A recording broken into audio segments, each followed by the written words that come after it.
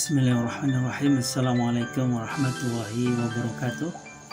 Baik anak-anak semuanya, kali ini kita akan membahas tentang tradisi Islam Nusantara. Kita akan membahas bagaimana cara masuknya Islam ke Nusantara. Baik, melalui dakwah dapat dijelaskan sebagai berikut bahwa Islamisasi di Jawa melalui dakwah para wali songo atau wali yang 9. Sedangkan penyebaran agama Islam di luar Jawa di Sulawesi dilakukan oleh Datuk Ri Bandang dan Datuk Ri Sulaiman. Kemudian di Kalimantan dilakukan oleh Datuk Ri Bandang dan Tuan Tunggang Ri Parangan.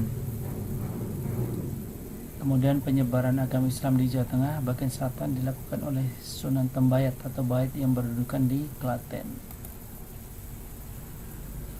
Kita lanjut dengan dakwah Wali Songo. Itu adalah dakwah yang dilakukan terhadap masyarakat Jawa khususnya. Kemudian penyebaran lewat tasawuf dapat dilihat ini ajaran yang terkait dengan mistis atau unsur-unsur magis. Kemudian ajaran tasawuf masuk Indonesia perkiraan abad 13. Kemudian di Aceh muncul ahli tasawuf seperti Hamzah Fansuri, Samsudin As-Sumatrani dan Nuruddin An-Araniri. Kemudian melalui kesenian dapat dilihat bahwa penyebaran Islam di Nusantara terutama di Jawa itu melalui kesenian seperti gamelan. Contohnya Sunan Kalijaga yang memanfaatkan wayang yang kesenian asli Jawa sebagai media penyebaran nilai-nilai Islam.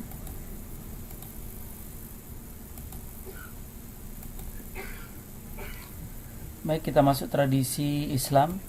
Ada tradisi ziarah, tradisi maulud, tradisi daur kehidupan dalam ajaran Islam. Ya, tradisi ziarah dapat dijelaskan sebagai berikut. Para peziarah percaya bahwa berziarah adalah suatu tindakan ibadah yang diyakini akan membawa berkah dunia dan akhirat.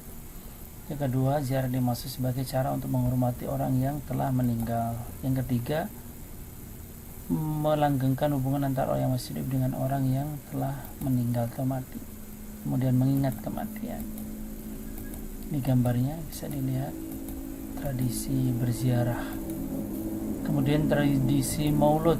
Tradisi maulud merupakan tradisi perayaan keagamaan yang berkembang dalam masyarakat Islam, terutama dalam memperingati kelahiran Nabi Muhammad SAW yang jatuh pada tanggal 12 Rabiul Awal. Tradisi ini pertama kali dilakukan oleh Salahuddin Al-Ayyubi, seorang panglima Islam yang terkenal. Kalau di Jogja itu ada namanya sekaten dan gerbek maulud. Ini adalah kegiatannya, gerbek maulud, acara mauludan di Nusantara. Kemudian ada tradisi daur kehidupan, ada masa kelahiran, memasuki dewasa, tradisi pernikahan, dan ritual adat kematian. Tradisi masa kehamilan ada yang namanya ngapati dan mitoni. Kemudian ngapati merupakan budaya leluhur yang populer di masyarakat Jawa. Mencapai usia 4 bulan ya. Kemudian ini sudah mencapai 7 bulan. Biasanya kegiatannya amatan, baca Quran. Kemudian ada tradisi cukur rambut.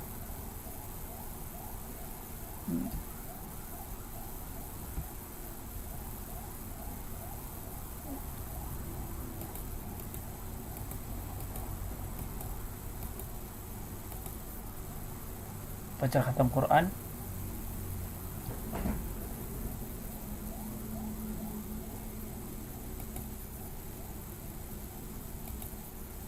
Upacara khitanan.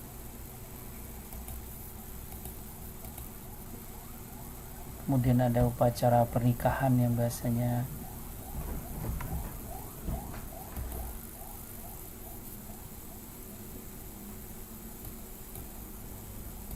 upacara kematian.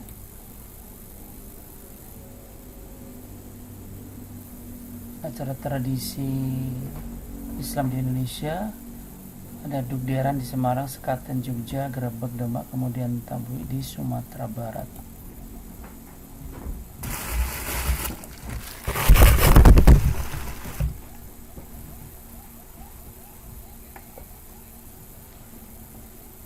Baik, Dugderan bisa dibaca, biasa dilakukan di Semarang ya. Ini gambarnya. Kemudian Sekaten di Jogja biasanya dilakukan setiap tanggal 5 bulan Jawa Maulud atau Rabiul Awal tahun Hijriah di alun-alun utara Surakarta dan Jogja. Ini gambarnya.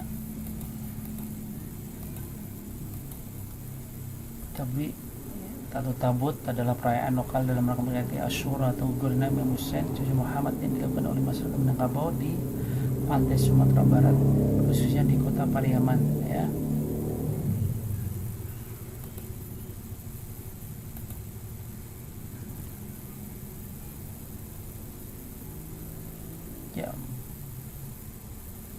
Di Bengkulu ada Tabot, di Sumatera Barat Pariaman disebut Tabut.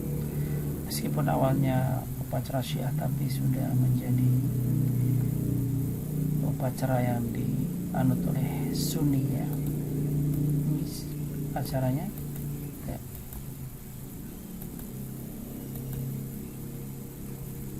Grebek di Demak, acara budaya tradisi biasanya dilakukan pada tanggal 10 Zulhijjah saat Idul Adha. Gambarnya.